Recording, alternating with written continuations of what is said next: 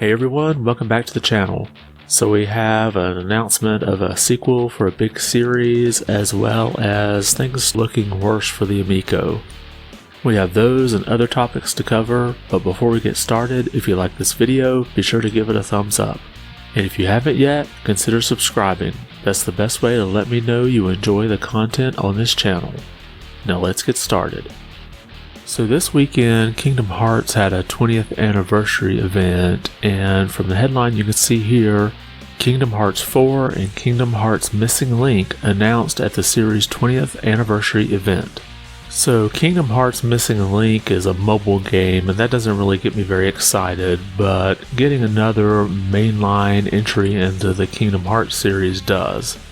If you haven't played Kingdom Hearts, it's basically a matchup of Capcom and Disney characters, and many of the worlds are kind of focused in on different games. Say for example, you might have Little Mermaid, you could have Nightmare Before Christmas, and it's just a whole lot of fun to play through these games for anybody that's a Disney fan. Now they released an announcement trailer, and there's not a lot of footage, but you do get a look here at Sora and a little bit of cinematics and a fight.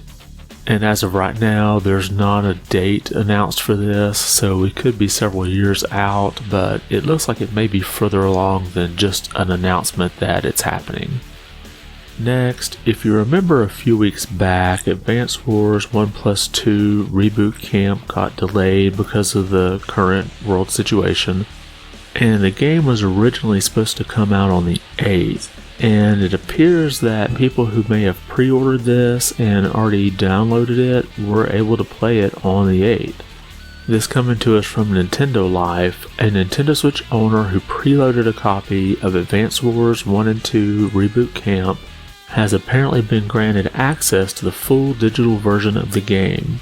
And below here they've got several tweets of people showing that they are indeed playing this and have footage of the opening and all kinds of things.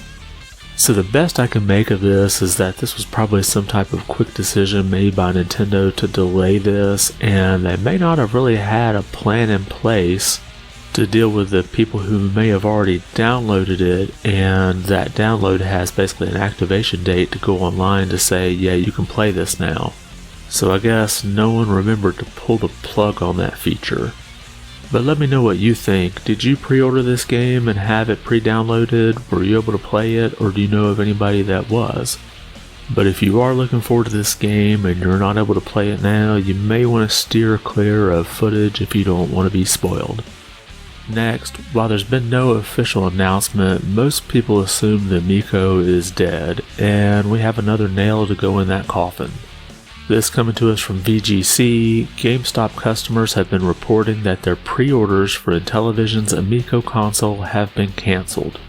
A number of Twitter users have posted screenshots of emails they've been receiving from GameStop which claim Intellivision has asked it to cancel all pre-orders. Now they have an example here of what that email looks like, and I'm really curious as to why there's been no official announcement coming from Intellivision yet.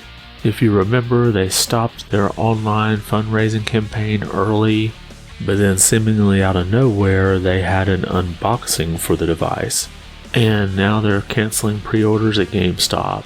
So if I hear any more information about this being officially canceled, I'll be sure to let you all know. And finally, if you remember, we had Chrono Cross Radical Dreamers Edition released last week, and I thought I would wait a little while to buy this to see if it goes on sale. Well, unfortunately, unless there are updates to address some issues, I may not be grabbing it at all. Let's take a look at this headline from Eurogamer. The new Chrono Cross remaster runs worse on PS5 than the original PS1. So basically there was analysis done by Digital Foundry, and they were finding that the frame rates on the game when you use the new graphics mode were dipping like at 20 frames per second, whereas the original on the PlayStation 1 could run a solid 30. So obviously there's plenty of horsepower, I would say, on the PlayStation 5 to be able to run this with no issues. But the issue seems to lie somewhere with the way they're doing this new graphics mode and the emulation that they're using. So I'm hoping we'll see an update sometime in the next few months that'll address these issues, but until then, I can't recommend picking this up.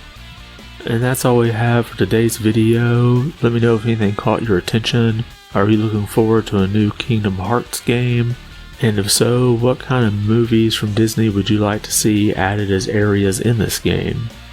And are you as disappointed as I am that the Chrono Cross remaster really isn't all that great? Make sure to drop a comment below about these topics or anything else we've discussed. I want to thank you for watching, and be good.